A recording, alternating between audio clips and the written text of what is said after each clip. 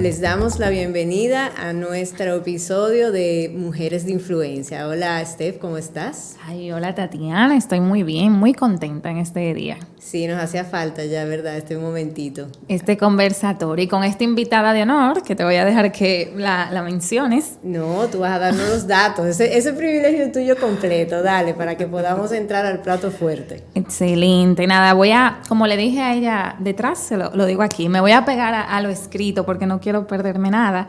Tenemos de invitada a nuestra, yo digo querida, Raquel García Guzmán, pastora querida, es esposa de Melvin Uceta, pastor, y madre de las princesas Dara y Abby.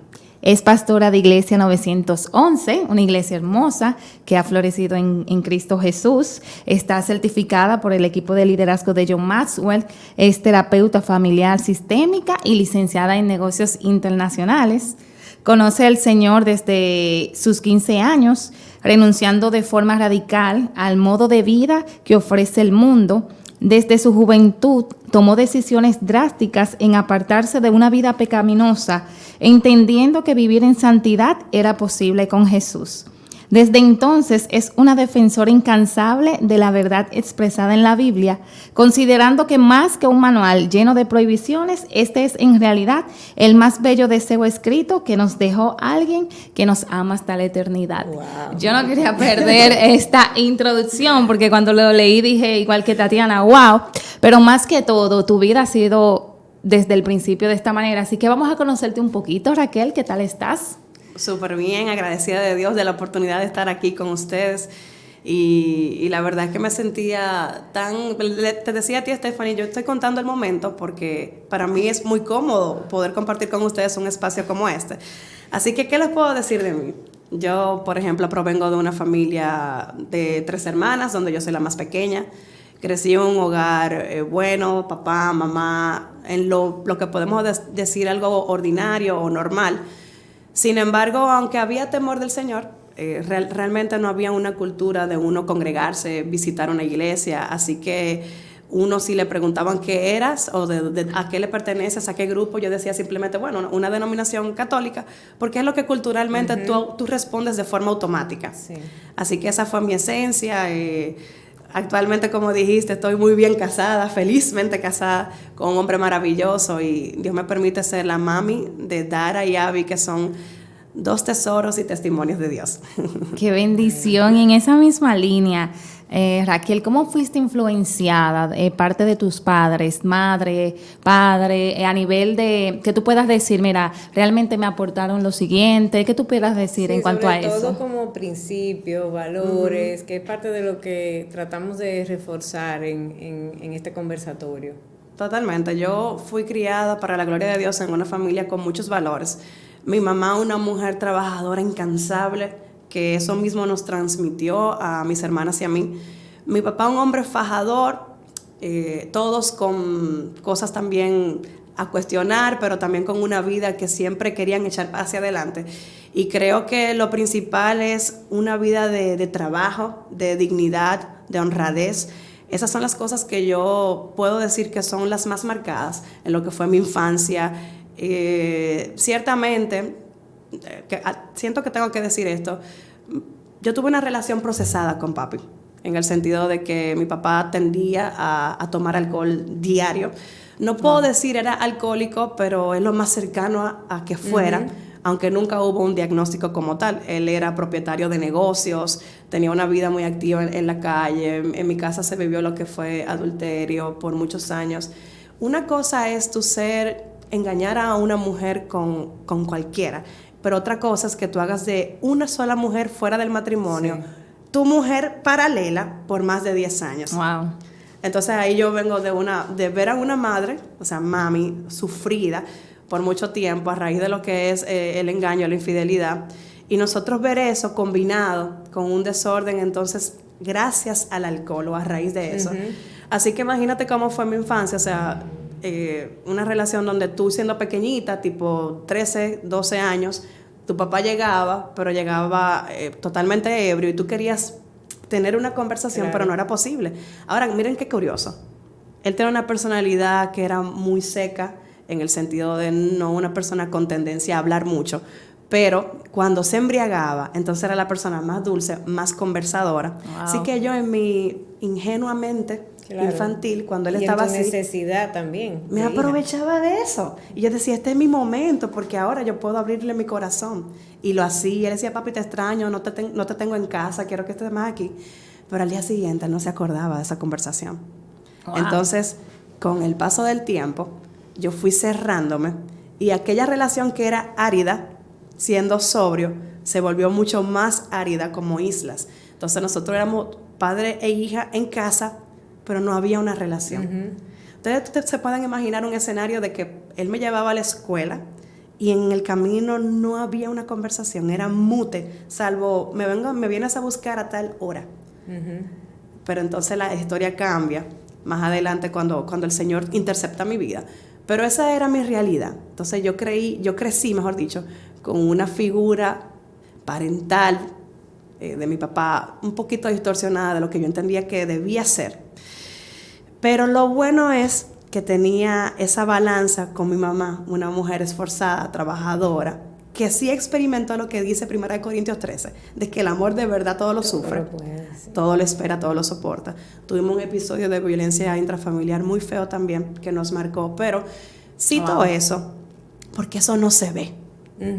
Y la gente ve la cara sonriente, la gente ve la pastora en mi caso, la gente ve la mami de 2 niñas maravillosas y de un gran esposo. Exacto. Pero nadie ve lo que tras bastidores se cultivó para también el Señor restaurar y procesar un tiempo antes de ver un fruto. Y quiero destacar justamente de eso que dices, que yo que tengo un tiempo conociéndote, me asombra, porque si algo que yo he visto en ti desde que te conocí es ese gozo, esa alegría, esa pasión por el Señor, pero ahí ya le voy a ceder a Tatiana para que pueda continuar con esa misma ruta, que vamos muy alineadas. Sí, y primero gracias por tu honestidad, porque precisamente es la esencia de este programa, el tener mujeres que influyen en su lugar sin máscaras. Y es lo que estamos, porque ahí nos lleva el Señor. Eso solo lo hace el Señor en nuestras vidas. Amén. Y empalmando precisamente con eso que decías, que todo cambia cuando conoces al Señor, nos gustaría que nos comentes un poquito cómo fue tu encuentro con el Señor, cómo se da tu transitar ya en los caminos del Señor, y sí, cómo tú entiendes el giro que debe darse para cuando ya tienes tú una familia. O sea, cómo has querido tú hacer algo distinto para el Señor. Me encanta el enfoque que le estás dando, porque precisamente Dios llega a mi vida, y lo digo con orgullo y con gratitud. En mi caso fue por puro amor. Yo no llegué a Cristo por una situación dolorosa ni difícil, sino que simplemente un día una amiga o la madre de unos amigos me invitan a la iglesia. A mí me gustaba siempre eso de las iglesias. En mi corazón había como un sentir que quería conocer esto de Dios, pero yo ignoraba que existieran iglesias de otras denominaciones. O sea, desde niña yo no conocía algo diferente a la tradicional.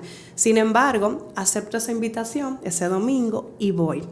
Cuando llego a ese lugar, que fue donde me formé, lo primero que siento es que en la puerta me dan un abrazo y me reciben como que me conocen de toda la vida. Sentí un amor.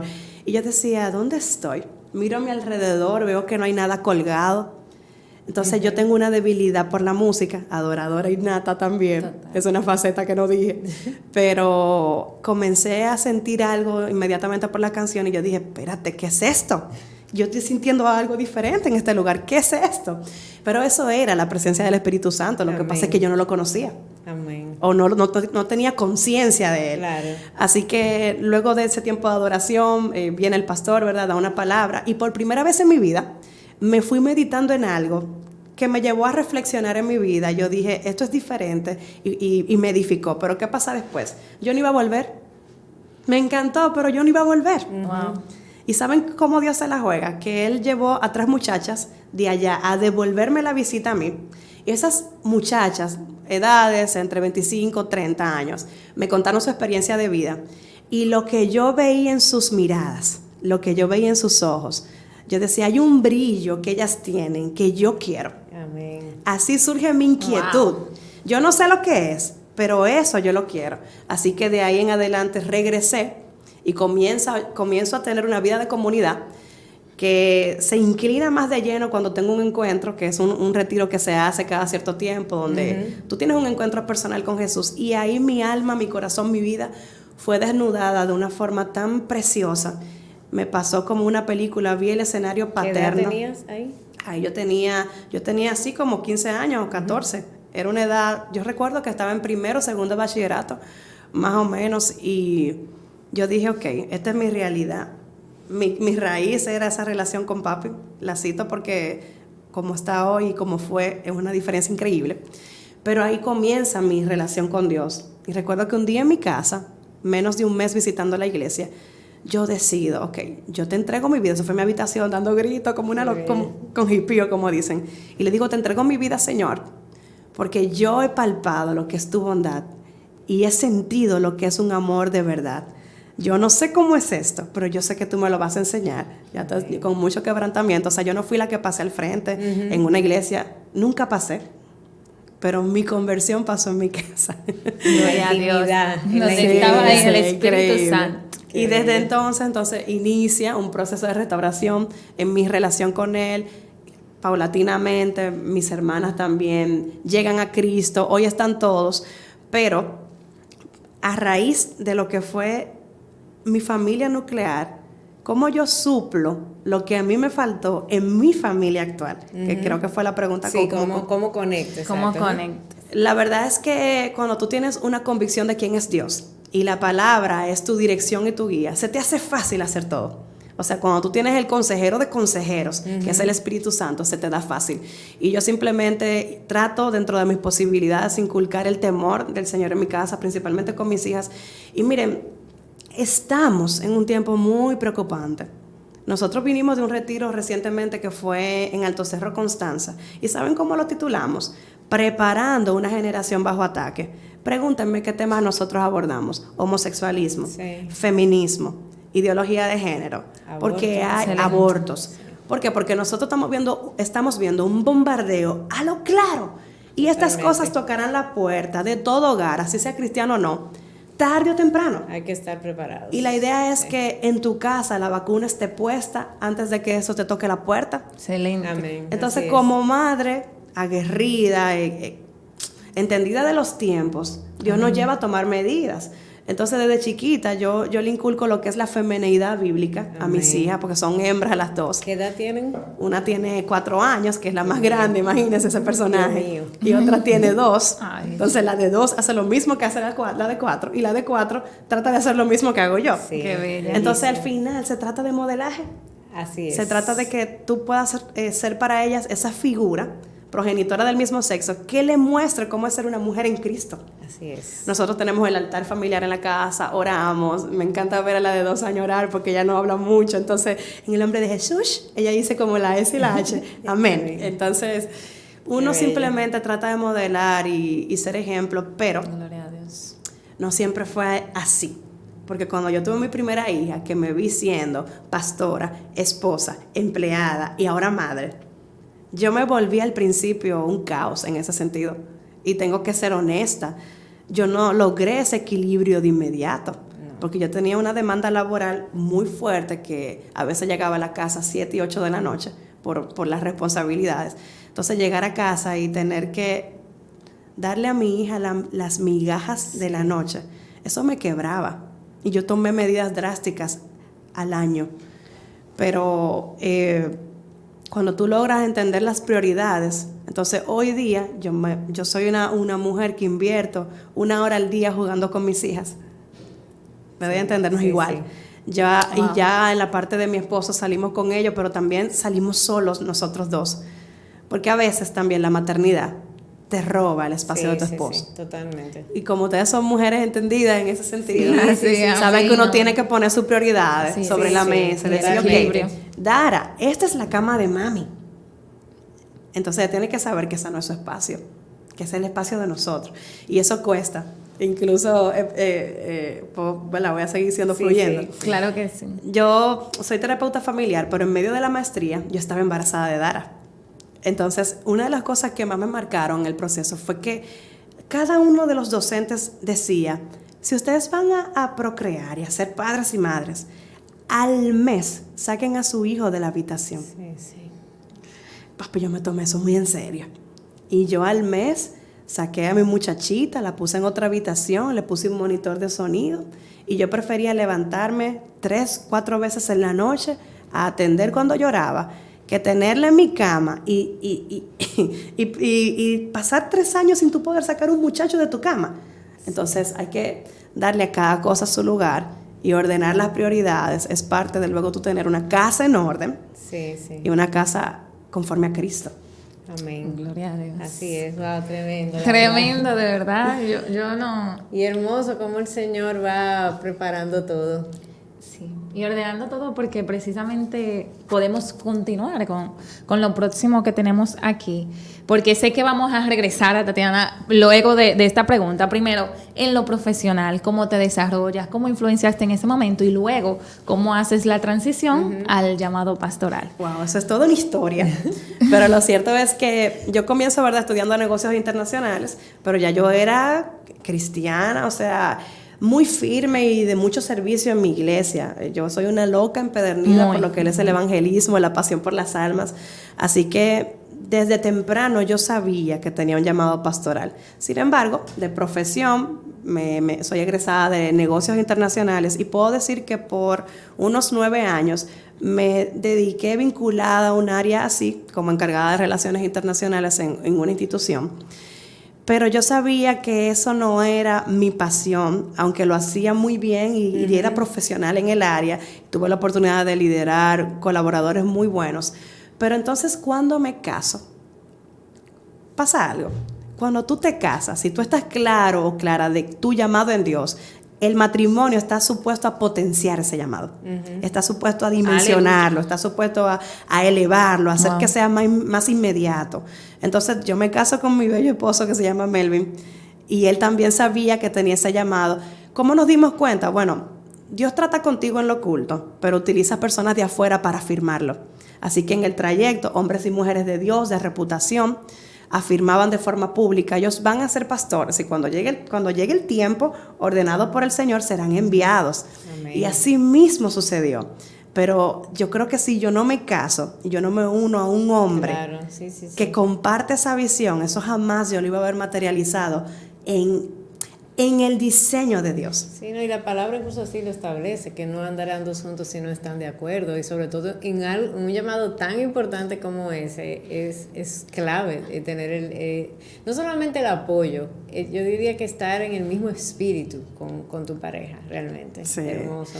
Un distintivo del llamado pastoral es que casi nadie lo quiere, en el sentido del el que está llamado a ser pastor no quiere o no busca, mejor dicho, ser pastor. Yo sabía que yo tenía un apego del corazón con la gente y con las almas, pero de ahí, porque es que voy a abrir mi corazón, o sea, emprender en lo que es, o aceptar, mejor dicho, el llamado pastoral en nuestras vidas, es algo muy demandante. Sí, totalmente. Demanda una locura en fe tremenda, demanda una confianza de que Dios es que abrirá caminos, que proveerá un lugar, que dará las herramientas.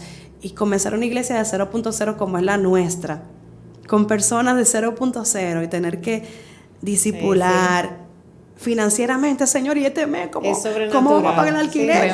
Sí, es sobrenatural. Eso sale de todos los esquemas humanos, y más uno que ha tenido experiencia corporativa, empresarial, o sea, uno sabe que es sobrenatural. Definitivamente. Sí, la iglesia es sobrenatural. Y en el caso de Raquel, me imagino también que fue un proceso, porque como te digo, siempre has sido muy enfocada, o sea, siempre, como en cada temporada de tu vida te he visto así, muy enfocada.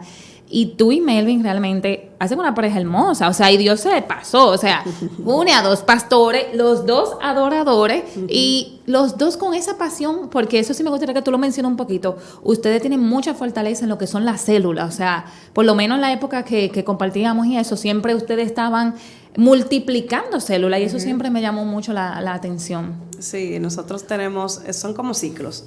O sea, ciclos celulares que se abren y cuando entendemos se cumple el objetivo en cada uno, se cierran y luego se vuelven a abrir, porque es un medio evangelístico muy efectivo en realidad. Totalmente. Actualmente, bueno, el pasado mes de septiembre nosotros tuvimos una serie que llamamos Tirado para la calle. y eso era yendo cada sábado de ese mes a lugares estratégicos donde Dios nos enviaba, a predicar de forma abierta y utilizando artes, música, acercamiento cara a cara a la gente. Y es por eso, porque es que la labor de la iglesia no se detiene. Y si tú logras tener ya un grupo dentro que sostenga lo que podemos llamarle un discipulado continuo, entonces tú puedes salir a la calle y seguir llamando a personas. Sí, sí. Ahora, ¿dónde está el punto? Importante, que no se trata de llenar la iglesia en números, se trata de que la iglesia se convierta en ese hospital de almas, que sane personas, que los disipule, pero los faculte para hacer lo mismo. No, pero incluso yo pensaba mucho en la forma, y entiendo muy bien tu punto, en la forma como el Señor usó para que tú te afirmaras en Él. O sea, el hecho de que 3 personas decidieran ir a tu casa, hicieron una pausa, era parte de un diseño. O sea, no era solamente, bueno, llegó esta jovencita, vino, en ese caso no recibiste al Señor, pero seguro que te anotaron como alguien nuevo, te tomaron tus datos, pero si no te dan seguimiento inmediato, sabrá Dios el tiempo que hubiese pasado. El Señor utiliza muchas formas, pero realmente a veces el querer tener la iglesia llena de personas que están yendo sin uno tener un contacto cercano y saber cómo esa vida está siendo evidentemente transformada. Exacto. Eso requiere un acercamiento.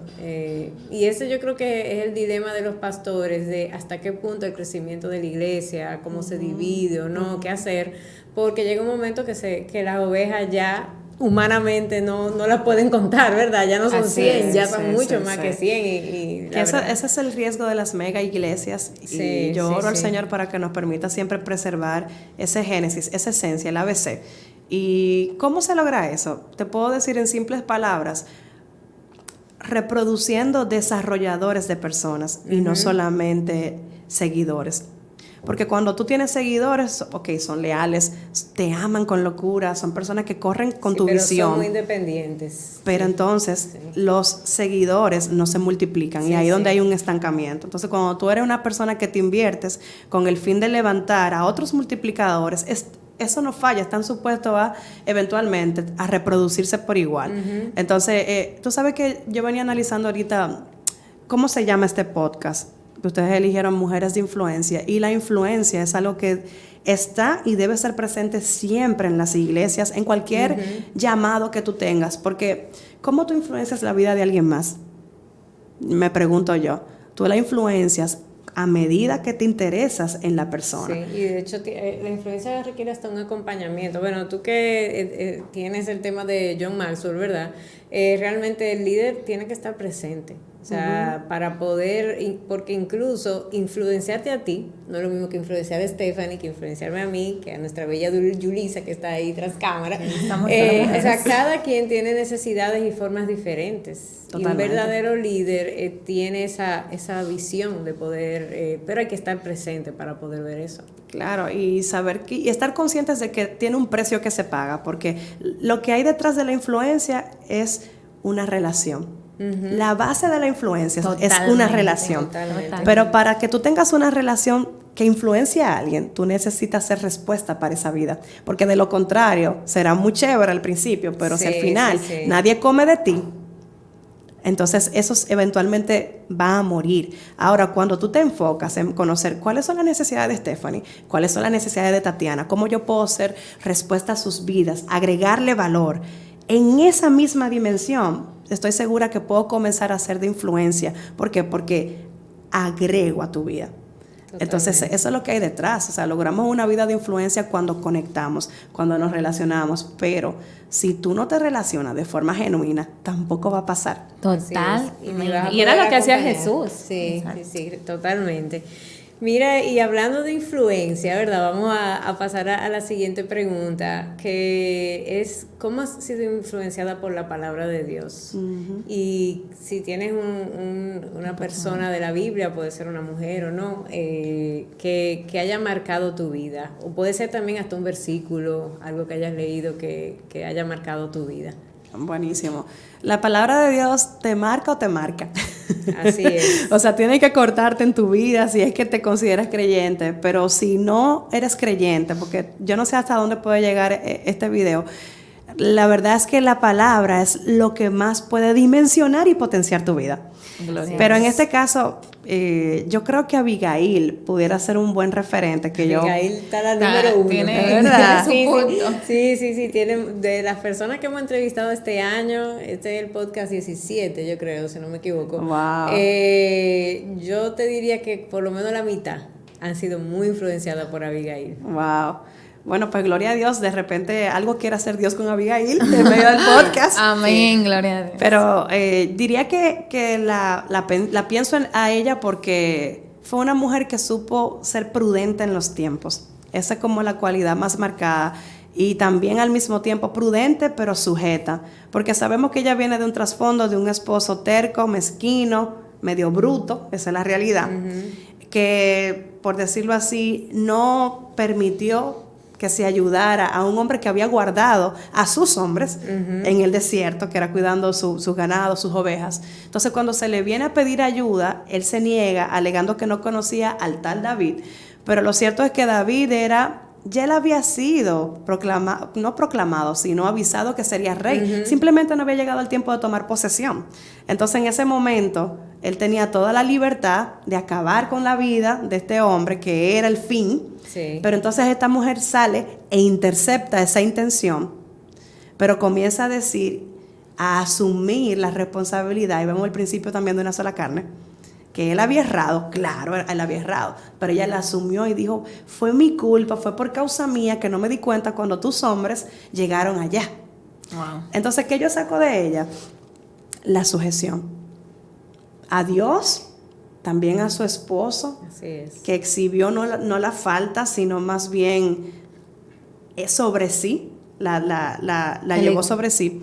Y me identifico porque yo crecí con una mamá, por ejemplo, lo cité ahorita, sumamente independiente. O sea, yo tengo la idea de mami saliendo a buscar el dinero de la casa, siendo la que lideraba el asunto de qué se iba a hacer, de qué se iba a cocinar y todo. Porque cuando tú tienes un esposo que todavía no está cimentado, hay mucho desorden fuera y no se provee a la casa como se debía. Entonces yo me fui al matrimonio con ese chip de independencia. Sí, gracias. Gracias por contar. Me fui con ese chip de independencia y ustedes no saben lo que pasó, que 2 meses antes de casarme a mi esposo lo cancelan de su trabajo e iniciamos un matrimonio en crisis financiera. Wow. ¿Y por qué Dios permitió eso? Porque yo necesitaba aprender a sujetarme. Así es. Y él necesitaba, mi esposo, aprender a depender de Dios. ¿Y cuánto duramos? 9 meses en esa situación. Mira, y eso es tan poderoso porque, ser sacerdote de una casa no es solamente las finanzas. Totalmente. Y teniendo en cuenta incluso el llamado que ustedes tenían, probablemente, o tienen, ¿verdad? Y ya están ejerciendo, las finanzas probablemente era lo que más iba a fallar en algún momento. Entonces, su rol de sacerdote no debía estar sujeto a las finanzas solamente. Totalmente. Y era muy difícil para mí, porque yo estaba acostumbrada a tomar mis decisiones, a saber cómo administrar las cosas, pero entramos en esta etapa donde ahora es compartido y yo estaba consciente de cuál era mi deber, solo que mi humanidad no se sometía a eso. Entonces, entramos en esta crisis, Dios procesa mi vida. Imagínate dejar a tu esposo tocando guitarra, porque adorador innato en la sala, pero regresar del trabajo y encontrarlo en la misma posición por coincidencia de la vida. Yo llegaba, lo veía, y para no decirle 3 cosas, yo me iba al baño, le decía, Señor, ayúdame a controlar mi humanidad. Y hasta que yo no me bajara, yo no salía. Y cuando yo salía le decía, mi amor, ¿cómo estás? ¿Qué tal estuvo tu día? Cuando él me respondía, le decimos, no te preocupes, vamos a orar. Amén. Vamos a salir de esto juntos. Wow, fue un bootcamp que ustedes tuvieron al inicio del matrimonio, tremendo. Pero óyeme, cuando ese dinerito caía, cuando yo cobraba, yo me sentaba en la mesa, yo le decía, mi amor, esto es lo que tenemos con esta pregunta. ¿Cómo tú entiendes que lo debemos administrar? Gloria a Dios. Pero hace rato, hermana, que yo tengo ese plan hecho. Yo simplemente le daba a él la oportunidad de que se sintiera sacerdote, porque ya yo sabía que su orgullo como hombre en ese momento estaba siendo lacerado. Sí. Imagínense ustedes si yo me tomaba también la atribución de hacer lo que yo entendía. Sí, totalmente. Y Dios es tan lindo que él me respondía, no, mi amor, ¿cómo tú entiendes que lo tenemos que hacer? Y ciertamente ya yo lo sabía, así. Pero lo construían juntos, Y lo lo hacían acordaban juntos. Qué bello. Entonces, me identifico con Abigail por eso, porque su historia me lleva a recordar que también en mí tuvo que ser procesado de la forma que Dios se valió para eso y los beneficios que hay cuando una mujer es prudente. Porque al final, sabemos que la historia termina en que David no mata a su esposo, a Nabal, pero entonces luego él tiene un ataque al corazón cuando se entera del asunto y a los 10 días se muere. Así que Dios tiene formas bien diversas de tratar y de hacer las cosas, pero cuando tú te permites ser dirigida por su espíritu. Sí, porque aún en esa historia esa sangre no cayó en David. Totalmente. Sí, el Señor cuando aprendemos a esperar y ser prudentes, tremendo.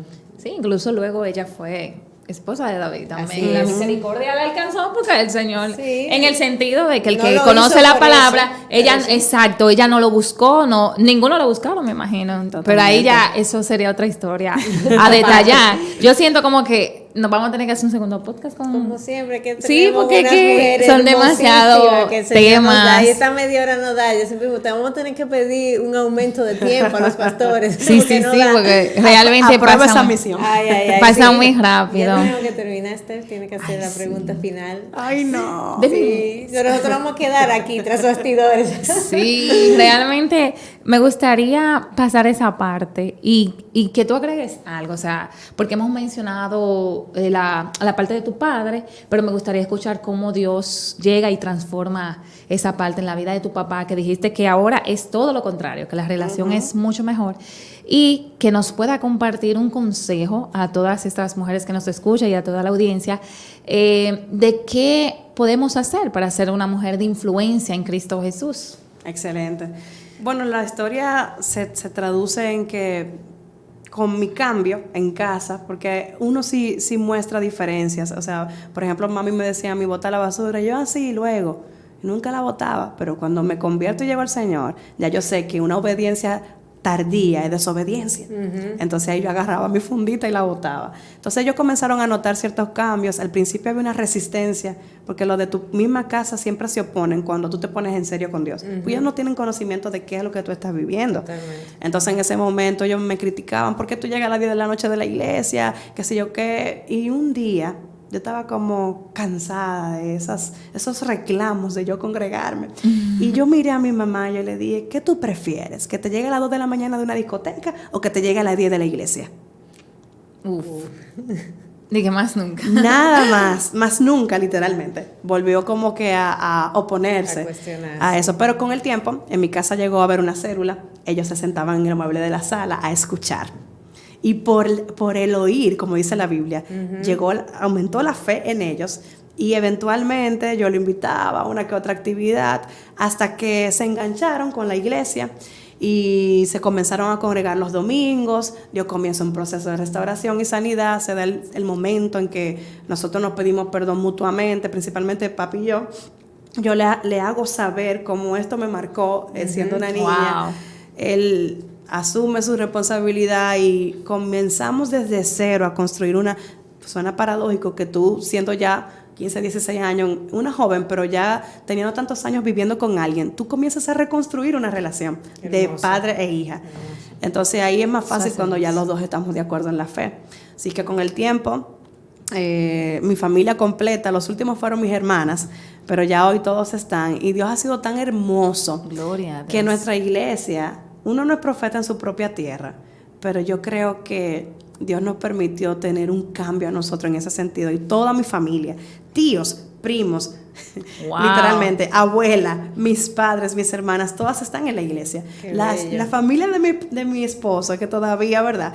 Pero yo tengo como esa bendición que Dios nos escogió para hacer una voz Qué bello. Wow, de una Señor en la restauración casa. O sea, total.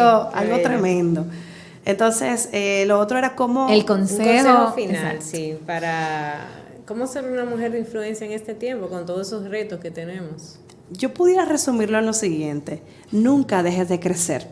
Si tú quieres ser una persona de influencia que infunde vida en la gente, en los demás, entonces tienes que tratar de dar lo mejor de ti misma. Pero ¿cómo logras dar lo mejor de ti misma si a ti misma no te das lo mejor? Entonces tú tienes que procurar tener un crecimiento constante. Te diría, capacítate, nunca dejes de prepararte.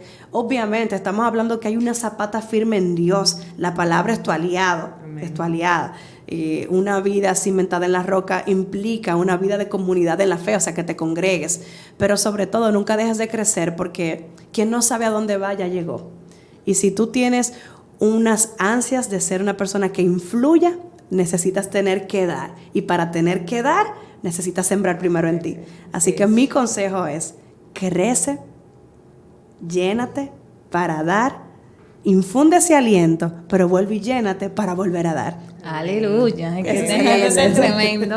Bueno, qué bonito final. Vamos a anotar ahí, porque el año que viene tenemos algo nuevo que queremos hacer, varios paneles, o sea que